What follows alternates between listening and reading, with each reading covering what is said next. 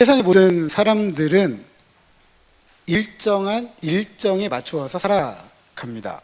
학생은 학사 일정에 맞추어서 삶을 살아가고, 회사원은 회사의 사무 일정이 있습니다.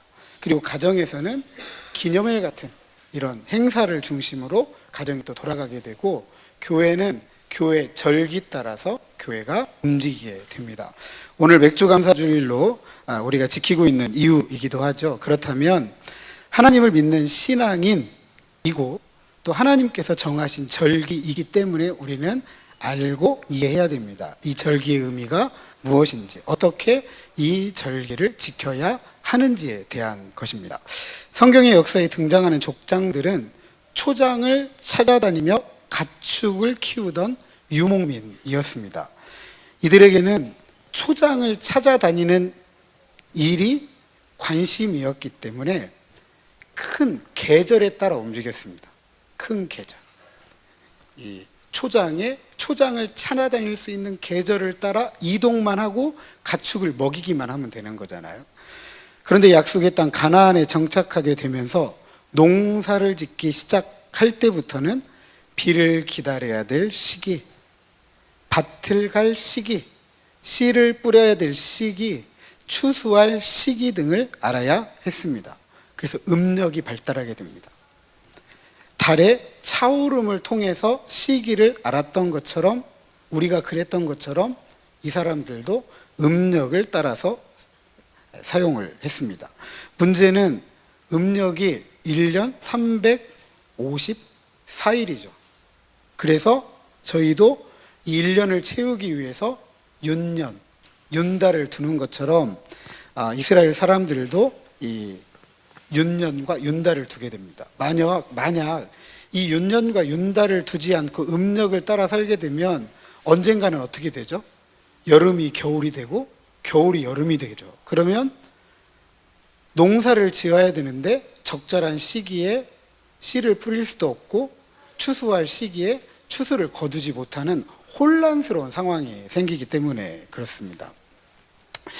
특별히 이 이스라엘 사람들은 이 윤달, 윤년을 이렇게 계산을 했습니다. 3년, 6년, 8년, 13년, 17년, 19년을 주기로 한 달을 넣는 거예요. 1년에 한 달씩 더 넣어서 계산을 했습니다. 특히 성경시대 유대인들은 이 윤년, 윤달에 그들의 출애굽 사건이 시작하는 정월, 그들 표현으로 니산월이라고 하는데, 이 또 그 전달인 아달월을 2개의 아달월로 삼습니다. 윤달을 삼는 거죠. 그래서 첫 번째 아달월을 아다르 알렙, 두 번째 아달월을 아다르 베트 이렇게 부릅니다. 알렙 베트는 이 사람들의 자음 순서예요. 알렙 베트 김멜 이렇게 가는데, 알렙 베트 첫 번째 아달월, 두 번째 아달월, 윤달로 삼는 거죠. 이렇게. 그리고 이때는 건기와 우기가 나뉘는 계절이 되기도 하였습니다. 재미있는 것은 이와 같은 유대 달력에는 정월, 즉 설날이 최대 4번이 있습니다. 이와 같은 혼란은 우리가 생각하는 정월의 개념, 한 해를 시작하는 개념이 아니라 어떤 절기나 시기의 시작점 또는 기준점을 삼기 때문에 이 사람들에게는 이 정월이 4개가 되는 거예요. 첫 번째는 역사적인 기념일, 출애굽한 사건을 기념으로 해서 정월을 삼습니다. 니산월. 그리고 두 번째로는 짐승의 11조를 드리는 기준점을 삼아서 엘르월을 정월로 삼고, 또 하나님께서 천지를 창조하신 때를 기념으로 티시리월, 이날을 정월로 삼습니다. 그리고 네 번째로 나무에서 열리는 열매들의 11조를 드리는 기준점을 삼아서 쉬바덜 해가지고 정월을 삼습니다. 그러니까 우리가 생각하는 정월 이렇게 생각하면 안 되고요.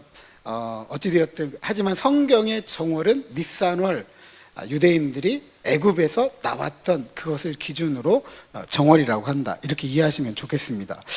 이처럼 유대인의 절기는 단순한 절기가 아니에요. 어떤 이 시기를 나타내는 절기이기도 하고 하나님의 은혜를 경험하는 역사적 절기를 기념하는 날이기도 합니다. 어찌되었든 추수의 시기이든 농사를 짓는 시기이든 이스라엘의 어떤 역사적 경험을 한 것이든 모두가 하나님의 은혜와 섭리에 따른 신앙의 역사이다라는 것은 부정할 수가 없습니다. 성경에서 말하는 소산의 첫 열매를 드리는 기간은 출애굽기 34장 22절, 77절 곧 맥추의 초실절을 지키고 세말에는 수장절을 지키라에서 살펴볼 수 있듯이 곡식을 추수하는 시점에서부터 수장절, 즉 초막절을 마치고 모든 과일을 추수하는 시점까지 포함해서 소산의 첫 열매를 드린다라고 이야기합니다. 그런데 소산의 첫 열매를 이해하려면 신명기 8장 8절에 언급된 7가지 소산물을 알아야 돼요. 그 7가지 소산물은 이런 겁니다. 밀, 보리, 포도, 무화과, 석류, 감람나무, 꿀 이렇게 소개되어 있는데 꿀은 우리가 알고 있는 꿀이 아니라 저기 중동 지역에 많이 재배가 되는 종려나무 열매, 대추 야자나무 열매를 성경에서 꿀이라고 표현합니다. 광야에서 유대 광야에서 이 메뚜기와 석청을 먹었다. 네, 메뚜기와 석청을 먹었다. 보통 우리가 이제 이 어떤 석청을 생각하는데 물론 그런 꿀도 먹었겠죠. 있었으면. 근데 대체적으로는 대추 야자나무의 열매를 먹었다. 이렇게 이해를 합니다. 이 첫 열매를 드리는 이 절기는 이처럼 곡식과 과일, 그리고 곡식과 과일을 거두는 시기를 말하는 거예요. 그리고 가장 먼저 거두게 되는 곡식이 뭐냐 하면 바로 보리입니다. 보리. 그래서 이와 같이 곡식으로 얻어지는 첫 열매의 절기를 따져보면 그 절기는 초실절로 시작해서 77절, 오순절까지 이어지게 됩니다. 그 이후에 이제 과일을 추수하게 되는 거죠. 간단하게 좀 살펴보면 오늘 먼저 9절에서 14절까지 초실절에 대해서 이야기를 하고 있습니다. 초실절은 이름처럼 이스라엘 전체에서 그 해에 가장 먼저 거두는 곡식을 하나님께 처음 드리는, 그래서 지키는 절기입니다. 이것은 첫 번째 곡식을 주신 하나님께서 앞으로 다른 곡식들을 거두게 하신다라는 의미를 가지고 있습니다. 이처럼 초실절 제사는 이스라엘 전체에서 첫 번째로 거둔 곡식을 드리는 것이니까 여러분 곡식이 동일하게 올라오는 거 아니잖아요. 그렇죠? 익어가는 순서가 다 다르잖아요. 똑같은 쌀 농사를 하더라도 어느 집 쌀이 먼저 익잖아요. 그러니까 이스라엘 전체에서 나오는 곡식의 첫 번째를 드리는 게 아니라 첫 번째 열린 곡식을 드리는 거예요. 그러니까 대표적인 거죠. 이 모든 곡식의 첫 번째 익은 열매입니다. 하나님께 드립니다. 하나님 앞으로 우리에게 추수할 것을 주시니 감사합니다 라고 드리는 제사이기 때문에 대표성을 가진 제사입니다. 그래서 이스라엘 백성들이 이 제사에 다 참여하지 않습니다. 성전에 제사장들이 이 곡식을 가져다가 제사하는 것으로 초실절 제사를 드리게 됩니다. 그리고 이 제사는 이 초실절 제사가 마치기 전까지는 누구도 자기 밭에서 나는 곡식을 추수할 수도 먹을 수도 없어요. 왜냐하면 첫 열매는 하나님께 드리고 하나님께서 받으신 다음에 우리에게 주어지는 것을 먹는 것이기 때문에 그렇죠. 그러니까 제사가 마쳐진 후에야 추수하고 추수한 곡식을 먹을 수 있었습니다. 이 제사는 우리가 읽지는 않았지만 5절 이하 8절에 보면 첫째 달, 열 나은 날이라고 했는데 니산월, 6월절을 말하는 거예요. 6월절. 이스라엘의 출애굽을 기념하는 정월의 14번째 날 6월절. 6월절은 무교병을 포함한 6월절 만찬을 먹게 되는데 이렇게 만찬을 먹고 첫 번째 안식일이 지난 후에 제사장에게 첫 이삭 한 단을 가지고 가는 것으로 시작합니다. 이때 첫 이상은 앞에서 말씀드렸던 것처럼 보리입니다. 미리 주식이었던 이들이 보리도 함께 심었다는 이야기이고, 앞서 말씀드렸던 것처럼 한 날 한시에 심었더라도 보리가 밀보다 한 달 정도, 한 20일 정도 빨리 익는다고 해요. 우리의 보릿고개처럼 보리를 심지 않으면 밀을 거두는 시기까지 뭐 해야 되느냐? 굶어야 돼요. 그래서 이 굶는 시기에 굶지 않도록 하기 위해서 보리를 심었던 거죠. 그래서 초실절의 정식 명칭은 맥추절이라고 할 수가 있겠습니다. 초실절 제사의 제물은 보리를 볶고 빻은 가루를 번제단에서 흔드는 요제 의식을 한 뒤에 기름과 유향을 더한 소재로 번제단에 태워드리는 화제가 됩니다. 화제는 불로 태운다. 불로 태우는 제사입니다. 이렇게 초실절 제사가 끝나면 그때부터 이스라엘 백성들이 자기 밭에서 추수한 곡식을 먹을 수 있게 됩니다. 신약에 비추어 보면 6월절에 돌아가신 예수님께서 3일 만에 부활하셨는데, 이 예수님의 이 부활을 부활의 첫 열매라고 바울은 가르칩니다. 이후에 우리에게 주어질 부활에 대한 기대를 가르치는 것이죠.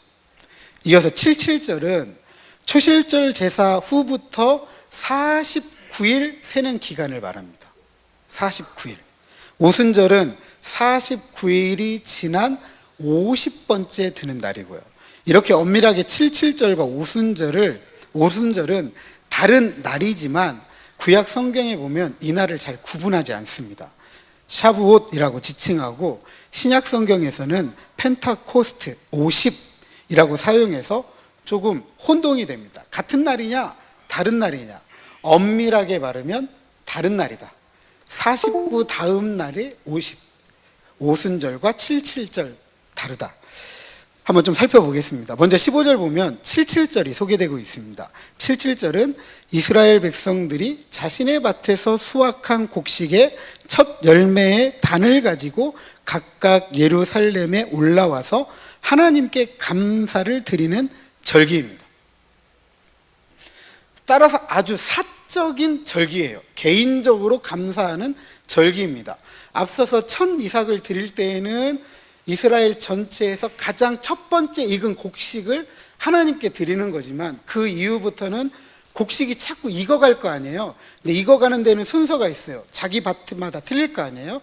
그 밭에서 익을 때마다 올라가서 개인적으로 예배를 하는 겁니다. 공식적인 종교 절기이지만 사적 감사의 절기이다. 사적 감사의 절기이다. 추수하는 날이 아주 개인적으로 달랐기 때문에 한 날을 정해서 절기를 지키기란 불가능했다. 그렇기 때문에 각자 개인이 자신이 추수한 곡식을 가지고 올라와서 제사를 드렸습니다. 그래서 그 기간이 초실절 제사 후 49일 동안 진행이 된 거예요. 이때 곡식은 주로 밀이었습니다. 출애굽기 23장 16절 34장 22절에 맥추절이나 맥추의 초실절이라고 성경이 가르치는데, 정식 명칭은 77절 기간에 속한 것입니다. 그래서 종종 맥추의 초실절이라고 하는데 그렇게 부르면 안 되고 밀의 초실절 이렇게 불러야 됩니다.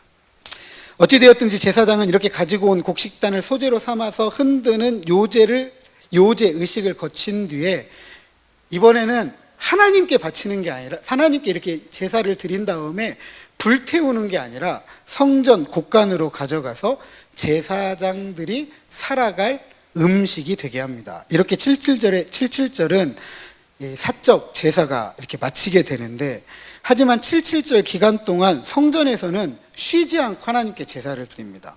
상번제물, 매번 하나님께 일상적으로 드려야 될 제물 1년 된 2마리 순양 불태워서 드리고, 그 외에 수소 2마리, 순양 1마리, 1년 된 순양 7마리, 화목제 순양 2마리, 속죄제 순염소 1마리를 하나님께 불태워서 드렸어요. 이 기간 동안 이스라엘의 농부들은 추수하는 곡식들로 얼마나 기쁘고 즐거웠겠어요. 그죠? 그런데 성경에 보면 이 날을 즐거워하라라는 표현이 신명기 16장 10절 11절에 딱 한 번 등장합니다. 이렇게 추수하는 기쁘고 즐거워하는 날에 성경에 뭐라고 가르치냐면 즐거워하라고 한 번만 이야기해요. 굉장히 절제되게 이야기한다라는 것을 알 수가 있습니다. 그렇다면 왜 이 기쁘고 즐거운 77절을 즐거워라고 절제되게 말을 했을까? 49일 동안 추수의 기간입니다. 그죠? 49일 동안. 그런데 이 49일이 추수가 풍년일지를 누구도 보장할 수 없는 기간이기도 합니다. 이 기간에 팔레스타인의 이 날씨는 종잡을 수가 없대요. 제가 살아보진 않았지만 얘기는 그래요. 어느 날에는 갑자기 비가 쏟아진대요. 어떤 때에는 뜨거운 바람이 불어온대요.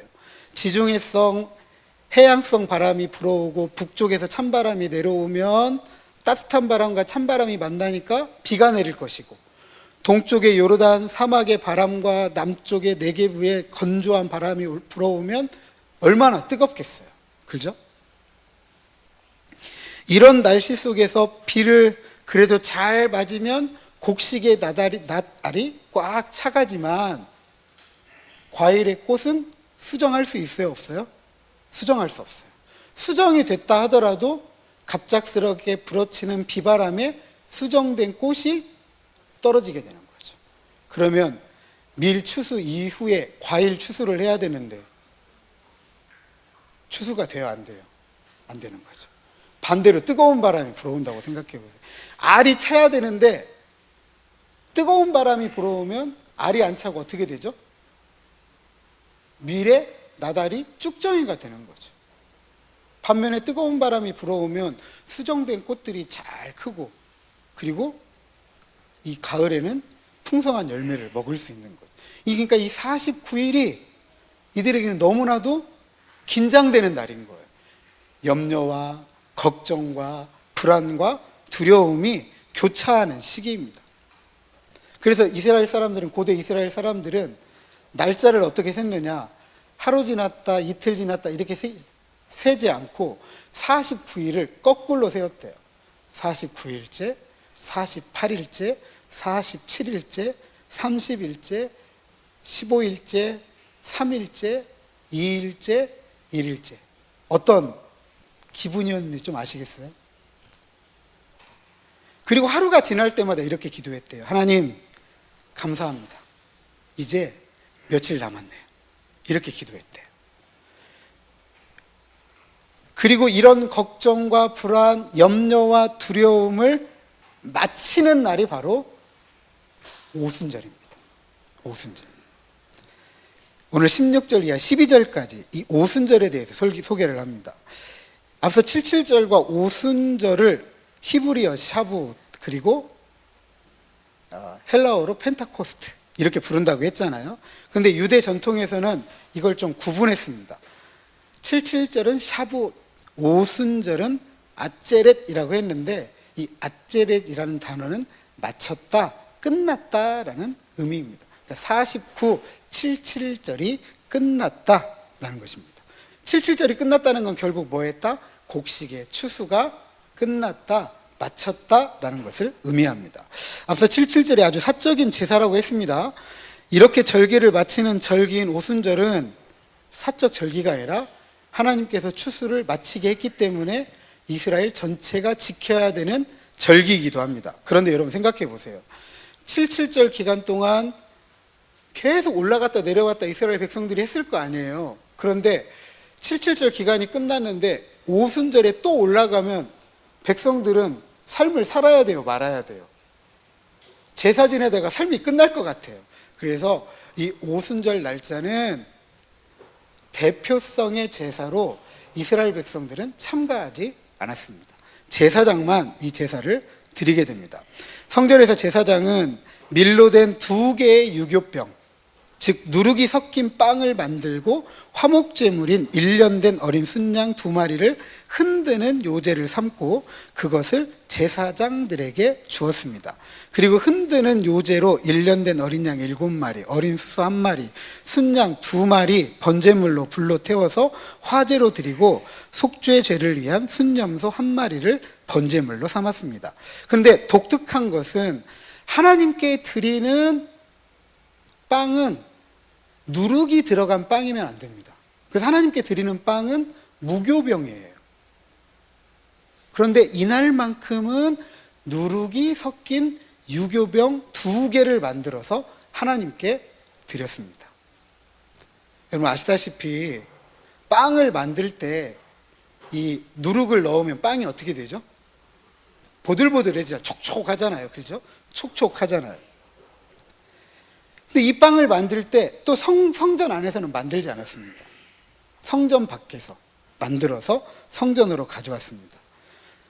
누룩을 섞었다는 건 발효 시간이 길었다라는 이야기고, 앞서 말씀드렸던 것처럼 하나님께 드릴 수 없는 빵이에요.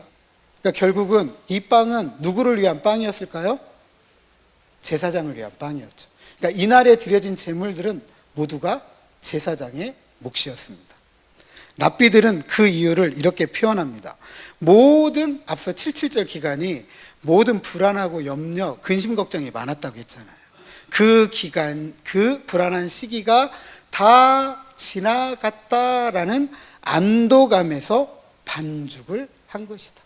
그리고 그 평안함을 나누는 절기가 오순절이라는 것이죠.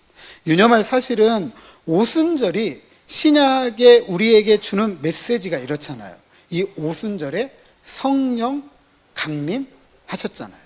요엘에게 약속한 성령을 하나님께서 마가의 다락방에 모였던 제자들에게 보내주셨습니다.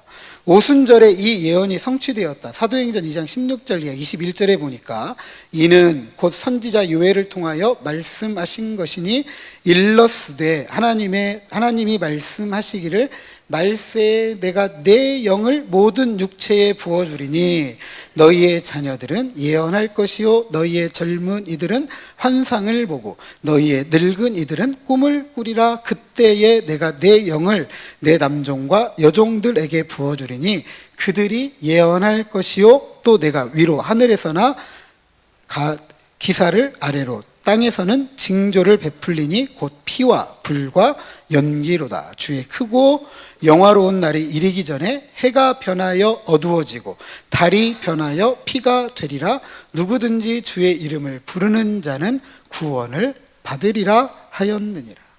이로써 오순절 성령 받은 사람들은 새로운 이스라엘 백성들로 태어나게 됩니다. 물론 우리가 하나님의 영으로 인해서 성령으로 인해서 새로운 이스라엘로 선택받고 하나님의 제사장으로 이 세상에 하나님의 뜻을 전하고 축복하는 왕 같은 제사장들이 되었습니다. 그래서 우리는 이 땅의 빛과 소금으로 살아가는 충실한 사역을 통해서 하나님의 나라 이 땅에 이루고 성취해야만 하는 것이죠. 사랑하는 성도 여러분, 오늘 우리가 지키는 맥주절은 엄밀하게 말해서 이스라엘의 절기와는 아무런 관련이 없습니다. 그죠? 우리는 이미 추수 시작했고, 그죠? 추수 시작했고 또 추수를 기다리며 살아가고 있잖아요. 그죠? 하지만 맥추절이라는 개념을 통해서 우리는 신앙적인 의미를 좀 찾아볼 수가 있습니다. 이스라엘의 맥추절이 한 날이 아니라 기간이라는 걸 지금 말씀을 드렸습니다. 초실절, 77절, 오순절까지 이르는 긴 시간이에요. 근데 우리는 맥추감사절, 추수감사절 그냥 한 번으로 생각하잖아요. 그죠? 그러니까 우리의 신앙에 있어서도 우리의 감사가 하루 한 날에 그쳐서는 안 된다는 거죠. 물론 매일 매순간 여러분 감사할 수 있을까요? 없잖아요. 저도 못해요. 그런 분 계시다면 제가 좀 배우겠습니다. 어떻게 그렇게 감사할 수 있는지. 이스라엘도 내외적으로 그랬듯이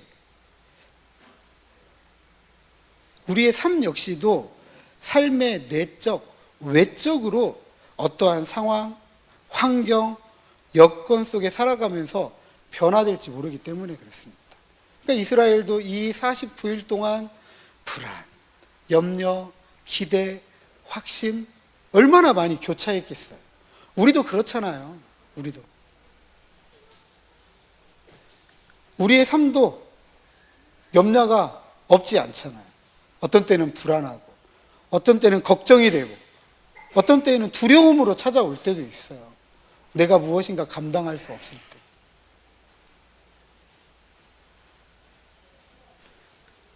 그럼에도 불구하고 하나님께서 하시는 일을 기대하면서 믿음으로 하루하루 지나가는 것을 손으로 셌던 저 이스라엘처럼 우리도 이런 날들을 하루하루 세면서 기다리는 거죠. 부활의 첫 열매 되신 예수님처럼 우리도 언젠가는 부활의 열매가 된다는 기대. 그 기대를 가지고 하루 살아가는 거죠. 힘들고 어렵지만, 눈물 나고 아프지만 견디는 거죠. 버티는 거죠.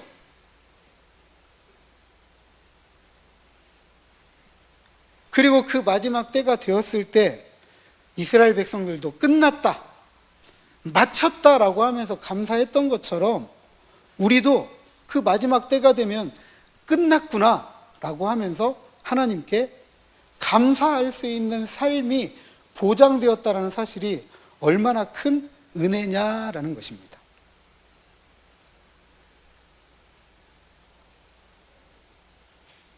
그래서 우리는 이 땅을 살아갈 때 걱정 없이 살아가는 게 아니라, 염려, 불안, 근심, 두려움 없이 살아가는 게 아니라 그걸 짊어지고 살아가지만, 나 혼자 짊어진 것이 아니라 우리 주님이 함께 짊어지고 하루 그리고 그 때가 되면 모든 짐을 내려놓게 하시는 주님과 함께 살아가는 거예요. 그래서 걱정, 근심, 염려, 불안, 두려움이 있더라도 감사할 수 있는 거죠. 감사할 수 있는 거죠. 그리고 그 감사가 있기 때문에 하나님의 말씀을 의지하고 하나님의 복을 나누면서 이 땅을 살아갈 수 있는 것입니다. 특별히 유대인들은 오늘날에도 그들이 출애굽을 통해 하나님께 구원받았다라는 이 유월절과 함께 더불어 이 오순절을 가장 큰 절기로 지킨대요. 예전에도 그랬지만 지금도 그런데요. 그래서 이 날에는 유대인 아이들, 소년, 소녀가 성인식을 하는 시기로 정하고, 오순절에, 그리고 학생들은 졸업하는 졸업식을 거행한대요.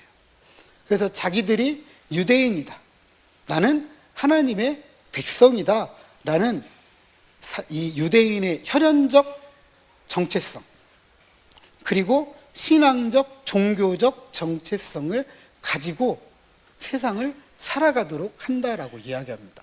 그리고 유대 전통에서는 이 오순절을 특별한 날로 생각하는 이유가 또 한 가지 있는데, 그 날에 모세가 시내산에서 십계명을 받았다, 율법을 받았다, 토라를 받았다라고 그렇게 생각을 합니다.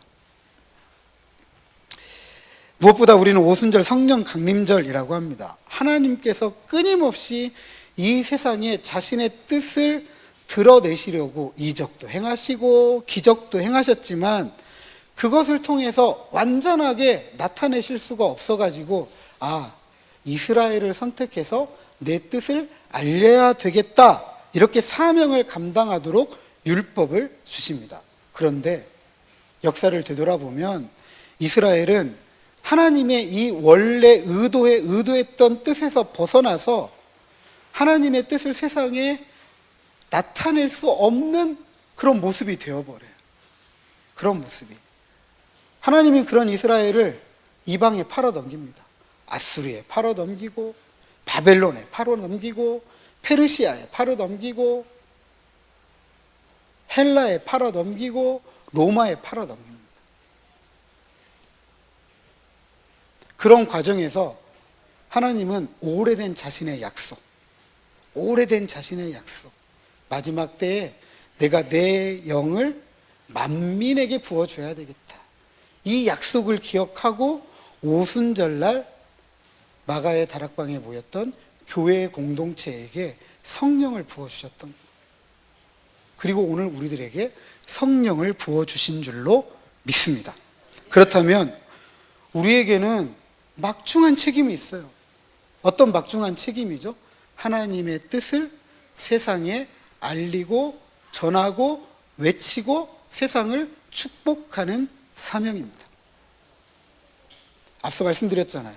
오순절에 유대인들은 어린 소녀, 소녀들의 성인식을 행하고 학생들은 졸업식을 합니다. 민족의 공동체, 하나님의 백성. 그래서 우리는 하나님의 영광을 위해 살아야 된다라는 의식을 심어주기 위해서 그 절기를 지키는 거예요. 그렇다면 우리도 마찬가지죠. 오순절, 초실절로 시작해서 칠칠절에 이어지는 이 오순절까지 우리에게 주신 이 성령의 은혜를 기억하고 내가 하나님의 백성이구나, 난 하나님의 영광을 위해 살아야 되겠구나라는 하는 막중한 책임의식이 있어야 되는 거죠. 그리고 성령을 아무에게나 주어주는 거 아니잖아요. 하나님께 선택한 자기 백성에게 주시는 거죠. 그렇다면 우리가 받은 영광은 얼마나 큰 영광이에요. 우리가 드리는 권리는 얼마나 큰 특권이에요. 새로운 정부의 대통령이 세워지고 대통령이 선출직 공무원이 아니라 임면직 공무원들을 세워가지고 일을 시키면서 이야기하잖아요.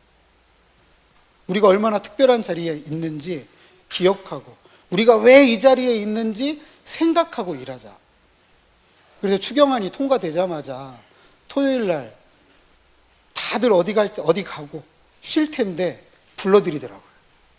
그리고 정말 미안하지만 하루빨리 민생을 살리기 위해서 이렇게 좀 불렀으니까 이해해달라고 하면서 주문을 합니다. 각 부처가 이 추경 예산이 적소 또 적시에 적절하게 쓰여질 수 있도록 빠르게 일을 처리해달라고 부탁을 하시더라고요. 하나님의 마음이지 않을까요? 우리를 불러주신 하나님의 마음 아닐까요?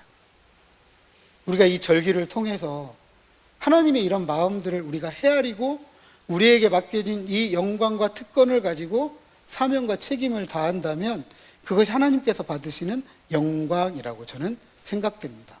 그런데 우리가 어떻게 그러면 그 사명과 책임을 다할 수 있을까? 오늘 본문 22절 이렇게 가르칩니다. 같이 한번 읽어보겠습니다. 시작. 다 베지 말며 떨어진 것을 줍지 말고 그것을 가난한 자와 거류민을 위하여 남겨두라. 나는 너희의 하나님 여호와이니라. 아멘. 이 구절 읽을 때 누가 생각나세요? 룻이 생각나죠? 모압 땅에서 젊은 과부로 가난한 여인으로 이주한 이방 여인으로. 만약에 그 여인에게 추수할 땅에 작은 추수할 곡식이 없었다라고 한다면 시어머니 나오미와 굶어 죽었어야 될 거예요. 사적인 감사의 제물을 드리고 그 마침에 오순절이 이르기까지 추수의 일부를 남겨두어라. 가난한 자를 위해서, 나그네를 위해서, 과부를 위해서, 고아를 위해서. 왜요? 삶을 이어가도록. 먹지 못하는 것 때문에 죽음의 나락으로 떨어지지 않도록 하기 위함입니다. 다시 말해서 감사의 제물을 드리는 자들에게는 감사할 수 있는 사명과 책임을 다하는 특권이자 영광이 무엇이냐? 그것을 나누는 거는 나누는 거. 그래서 소외된 이들이 없이 모두가 감사의 자리에 나오도록 하는 것입니다. 엊그저께 대전에서 또 한 번 대통령이 이렇게 민간인들과 함께 자유 토론을 하시더라고요. 한 자영업자가 손을 들고 질문을 했습니다. 저는 학원을 운영하는 자영업자입니다. 참 힘들게 코로나도 지내왔는데 그래도 운이 좋게도 저는 그래도 이 학원이 잘 경영이 되고 있습니다. 하지만 그래도 학원을 경영하다 보니까 대출을 좀 받았고 대출을 잘 갚고 있습니다. 이렇게 이야기를 합니다. 그리고 꾸준히 성실하게 갚아오고 있습니다. 그런데 대통령께서는 자영업자 중에 7년 이상 부채 상환하지 못해가지고 있는 이들의 부채를 전부 삭감하겠다, 백지화하겠다, 찢어버리겠다, 이렇게 이야기를 하셨습니다. 이건 불공정한 거 아닙니까? 불공평한 것 아닙니까? 라고 질문을 하더라고요. 그럼 어떻게 생각하십니까? 불공평한가요? 불공정한가요? 대통령이 이렇게 대답하더라고요. 그것은 사람 굉장히 좀 상대적이다, 이렇게 이야기를 하시더라고요. 상대적이다. 그렇게 경험을 해보지 않은 사람들은 그게 어떤 일인지 모르더라. 그분, 열심히 갚아온 그분은 갚지 못한 이분들 마음을 모르는 것처럼 당신의 마음을 누가 모르느냐? 한 번도 은행에서 대출 안 받아보고 연체도 없어보고 이런 사람들에게는 당신도 똑같게 보인다. 상대적이라는 거죠. 그분들이라고 갚기 싫어서 못 갚았을까요? 그래도 이분은 운이 좋게라도 갚을 수 있는 상황이 되어서 성실하게 갚아오신 분이지만 어떤 분들은 그렇지 못한 분들도 있죠. 물론 한쪽에서는 도덕적 해이를 가져오지 않느냐라는 질문도 합니다. 그렇다면 그렇게 빚지고 어려움에 처한 모든 사람들이 다 도덕적 해이자들인가요?